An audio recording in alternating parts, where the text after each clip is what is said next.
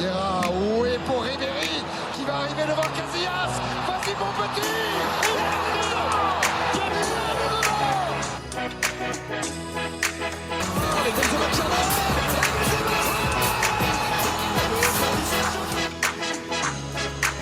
Et bien joué avec Giroud. Oh, Sivroy, il l'a vu. Oui. Kylian Mbappé.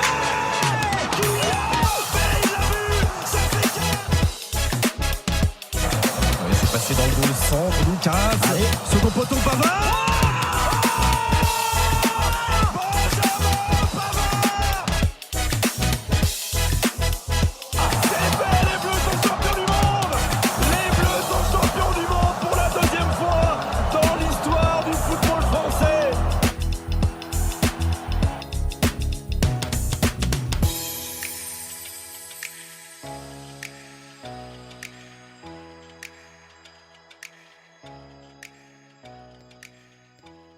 Bonjour à toutes et à tous, bienvenue sur la chaîne 300% Sport pour le troisième épisode de cette série Coupe du Monde de légende. Après 1970 et 1986, nous allons nous plonger dans le 21e siècle avec le mythique mondial 2006 en Allemagne. Sans plus attendre, on en a pris l'habitude, on va évoquer le palmarès antérieur à la compétition. En 1986, on rappelle le succès de l'Argentine, du légendaire Diego Armando Maradona, avant la revanche de l'Allemagne 4 ans plus tard en Italie. Aux États-Unis, le Brésil ira remporter une 4e Coupe du Monde en 1994, puis une 5e en 2002 au Japon. Entre-temps, une nation va rejoindre le palmarès de la plus belle, de la plus prestigieuse des compétitions de football. Notre fantastique équipe de France à domicile en 1998. Un événement fantastique, héroïque, phénoménal. Mais depuis un succès continental, avec l'Euro 2000, les Bleus ont déchanté. Au Japon, en 2002, notre sélection prend la porte dès les phases de poule de la Coupe du Monde, malgré son statut de tenant du titre.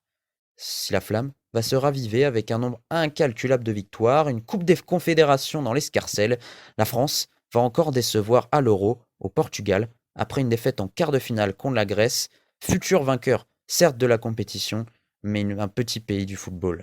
La goutte d'eau qui fait déborder le vase pour nos légendaires champions du monde. Si l'ancien entraîneur des espoirs, Raymond Domenech, est désigné comme sélectionneur, Claude Makelele, Lilian Thuram et surtout le héros de tout un peuple, Zinedine Zidane, décide de quitter le navire. Pour cette campagne de qualification, les Bleus sont placés dans un groupe plutôt abordable, Suisse, Irlande, Israël, Chypre, îles Féroé, mais la ternitude va atteindre son paroxysme. Que de matchs poussifs. Mal en point, des Bleus rajeunis n'attendent plus qu'un miracle pour ne pas revivre la débâcle de 1993. Et ce miracle ne va encore une fois se résumer qu'à ses initiales, ZZ.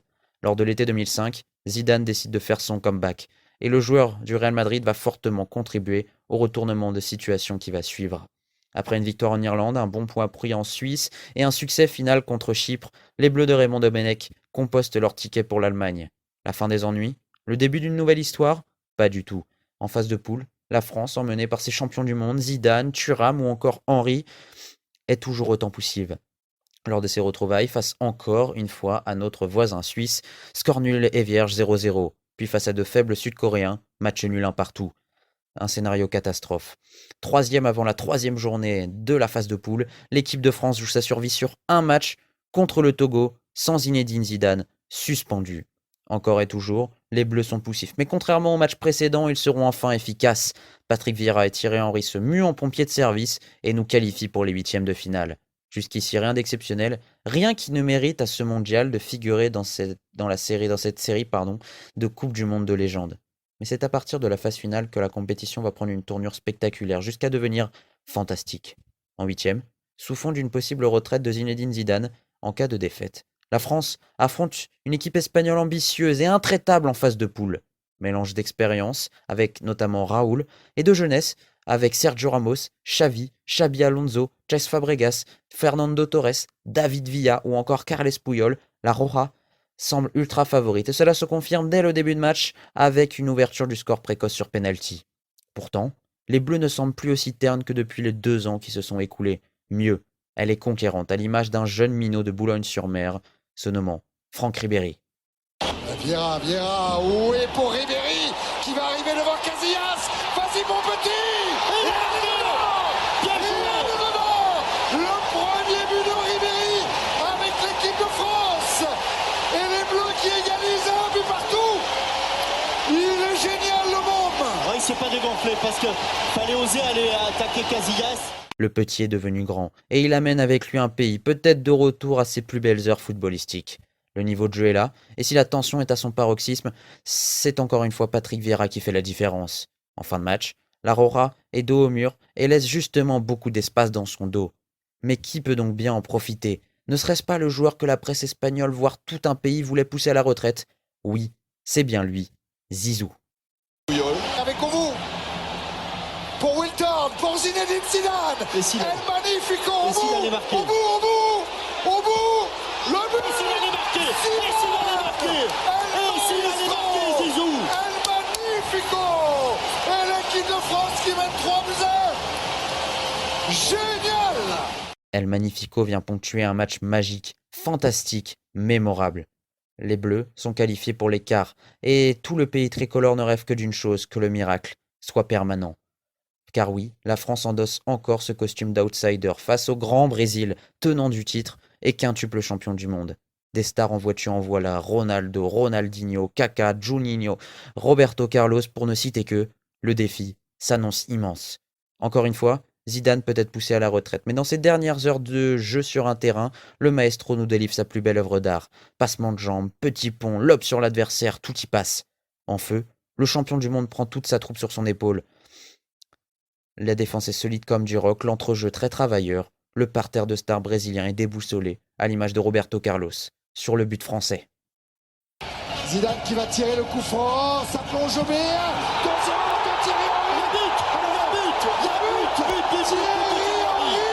Oh oui, tous les coups de pied arrêtés étaient dangereux. Volet plat du pied de Thierry Henry. Il n'est pas marqué Thierry Henry. Thierry Henry, deuxième poteau. Un but de Thierry Henry sur un caviar de qui? Zidane, bien sûr. Si les Bleus peuvent remercier Roberto Carlos de l'offrande d'une absence de marquage sur le joueur d'Arsenal, ils ne doivent leur victoire qu'à eux-mêmes. Après 1986 et 1998, les Bleus sont encore une fois les tombeurs du Brésil. Le dernier carré de ce mondial sera 100% européen. Le pays hôte allemand peut toujours rêver d'une 4e étoile suite à son succès au tir au but sur l'Argentine, à l'instar de l'Italie. Le Portugal, de Luis Figo et du jeune Cristiano Ronaldo, complète ce carré d'as et sera l'adversaire de l'équipe de France. À Munich, les Bleus jouent leur 5e demi-finale de mondial de l'histoire. En 1958, en 1982 et 86, notre sélection était tombée à cette marche avant de conjurer le sort en 98 grâce à un doublé de Lilian Thuram contre la Croatie. 8 ans après, ces champions du monde veulent regoûter à la finale et ils sont admirablement lancés par le maestro Zinedine Zidane. L'ancien madrilène transforme un penalty en première mi-temps. Encore une fois efficace, l'équipe de Raymond Domenech n'a plus qu'à tenir. Les Lusitaniens tentent d'emballer la rencontre, mais Fabien Barthez tient à merveille sa cage à l'aide d'une défense de fer. Le Portugal court alors désespérément derrière le score et échoue dans sa quête de finale. La France, quant à elle, y accède. Son adversaire sera italien. Au terme d'une demi-finale irrespirable, la Squadra Azzurra fait la différence au bout des prolongations. Grâce à un enroulé de Fabio Grosso à la 119e minute, le rêve allemand est brisé. La finale a lieu à Berlin, dans le stade olympique. Et oui, cette rencontre est bien la dernière de Zizou. Près de 10 ans d'histoire avec les Bleus vont se refermer. Et encore une fois, El Magnifico va être un grand acteur sur le terrain, un faiseur de jeu, mais surtout un faiseur de spectacle. Je regarde pas. Toujours très peu d'élan. 2 pas au maximum, 3 peut-être. C'est parti, la Panenka. Est-ce qu'elle est dedans? Elle n'est pas dedans. Elle est pas... Oui, elle est dedans. Oui, elle est dedans. Oh là là. Oui, elle est dedans. Quel incroyable geste signé Zinedine Zidane. Une Panenka. La dernière danse de Zizou devient une légende. Les dieux du football ont pris leur position. La balle a bien franchi la ligne. Mais les Bleus, tellement bien lancés, ne tiennent pas. Materazzi égalise d'un sacré coup de casque. La suite du match est équilibrée. Les deux nations obtiennent de part et d'autre des situations intéressantes, mais ce ne se départagent pas. Prolongation. 30 petites minutes pour écrire l'histoire. C'est alors que les Bleus prennent le jeu à leur compte et se procurent des occasions immenses par Ribéry, puis Zidane, ce dernier qui bute sur Gianluigi Buffon, auteur d'une claquette fantastique sur une tête de Zizou. Mais le moment de légende de cette petite demi-heure va intervenir en seconde mi-temps. Non pas par des occasions, mais bien par un fait de match devenu légendaire. Materazzi. Que s'est-il passé entre Trezeguet et Materazzi? J'espère qu'il ne s'est rien passé parce que... On voit Zizou. Oh Zinedine. Oh Zinedine. Pas ça. Pas du tout avec Pas Trezeguet. ça Zinedine. Pas ça Zinedine. Non. Oh non. Oh non, pas ça. Pas aujourd'hui, pas maintenant, pas après tout ce que tu as fait. Et c'est carton rouge, oh non. Et voilà ce que je redoutais, c'est épouvantable. La dernière danse de Zizou devient dramaturgie, la fin d'une carrière immense. C'est alors que tout le monde a compris. La chance de Panenka, de la Panenka du début de match nous fuit maintenant, et le scénario va irrémédiablement s'inverser. Au tir au but, les Bleus s'inclinent 5-4.